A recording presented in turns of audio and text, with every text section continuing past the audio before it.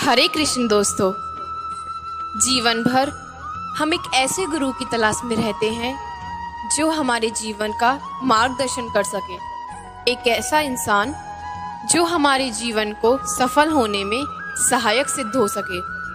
कुछ लोगों को ऐसा गुरु प्राप्त हो भी जाता है, लेकिन अमूमन लोग इस मामले में भाग्यहीन ही रह जाते हैं। वो जीवन भर इसी तलाश में रह जाते हैं और यही आशा करते हैं कि कोई तो ऐसा हो जो उन्हें ये बता सके कि जीवन को सफल बनाने के लिए क्या क्या किया जाए, जीवन का एक एक पल कैसे जिएं जो कोई दिक्कत ना आए। बात मेरी हो या आपकी, हर इंसान को अपने जीवन में एक ऐसे व्यक्ति की तलाश रहती है जो उसे जीवन में हर बड़े से बड़ा फैसला लेने में मदद कर सके।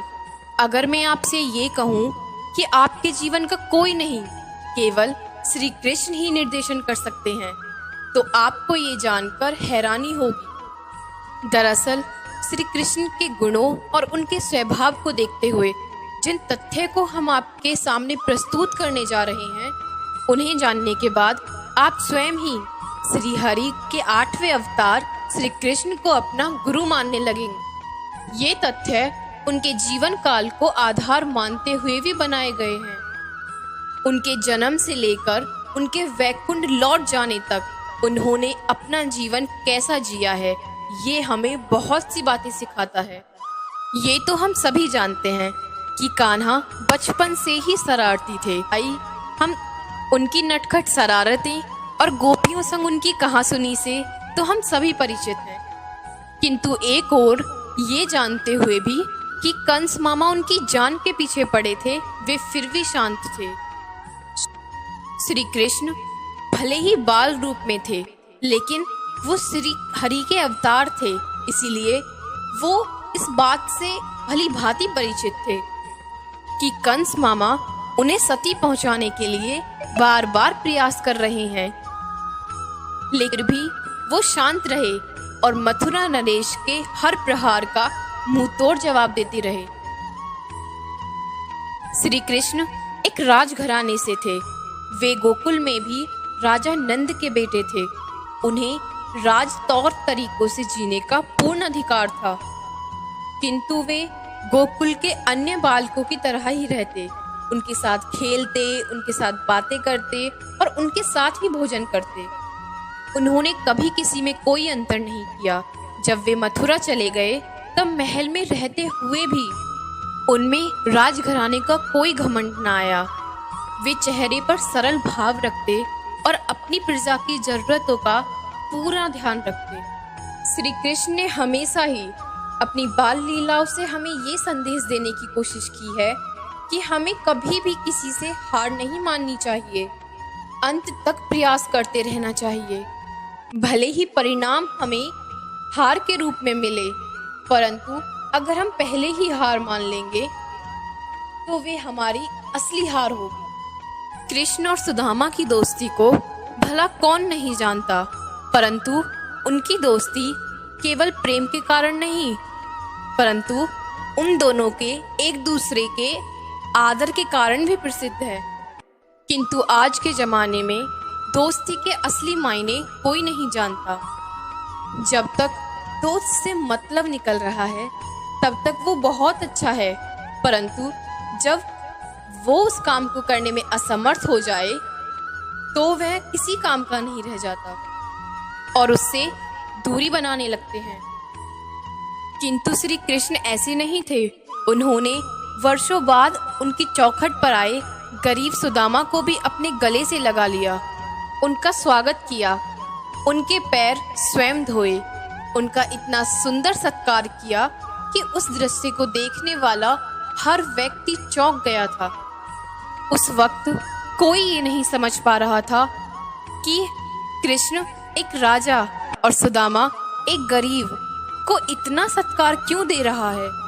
सुदामा उस वक्त अपनी गरीबी का हाल बयां करने के लिए श्री कृष्ण के पास आए थे, परंतु कुछ न कह सके।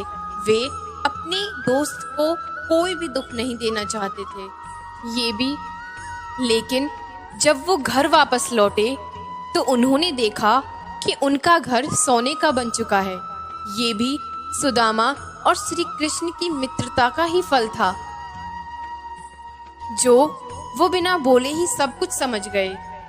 श्री कृष्ण आजीवन ये संदेश देते रहे कि दुनिया तुम्हारे बारे में चाहे कुछ भी बोले, लेकिन तुम्हें खुद को दोषी नहीं बनाना है। जिस दिन तुम अपनी नजरों में गिर गए, उस दिन दुनिया में कोई तुम्हें नहीं उठा सकता। श्री कृष्ण एक राजा थे। वो चाहते तो एक राजा की तरह अपनी पूरी प्रजा पर हुक्म चलाते और राजा होने का पूर्ण आनंद उठाते, परंतु उनका नम्रतापूर्ण व्यवहार उन्हें ये करने की इजाजत नहीं देता था। वे कहते थे कि जो इंसान दयालु है, जिसके अंदर विनम्रता है, वे सभी दिलों का राजा है। वो अगर कोई बात बोले तो उसे सारा जग मानता है। उसे ये अपनी बात मनवाने के लिए किसी भी हक की जरूरत नहीं है। नारी हमारी जननी है। यदि हम उसका सम्मान नहीं करेंगे तो हमारा इस दुनिया में रहने का क्या लाभ।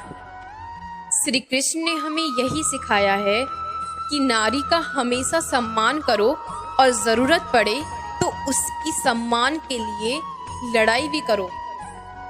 महाभारत में स्वयं श्री हरि ने चीरहरण के समय द्रौपदी का सम्मान बचाया था। 5 पतियां होने के बावजूद भी वह स्त्री अपने आप को बचाने में असमर्थ थी। तब श्री कृष्ण ने ही उनकी मदद कर उन्हें बचाया था। श्री कृष्ण जन्म के साथ ही अपने माता पिता देवकी तथा वासुदेव से अलग हो गए।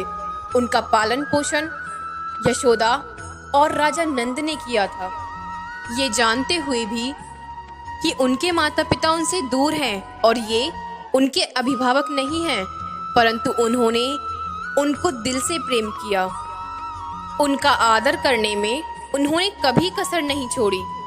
श्री कृष्ण के अनुसार एक माँ जो जन्म दे या एक माँ जो पालन पोषण करे, दोनों में कोई अंतर नहीं।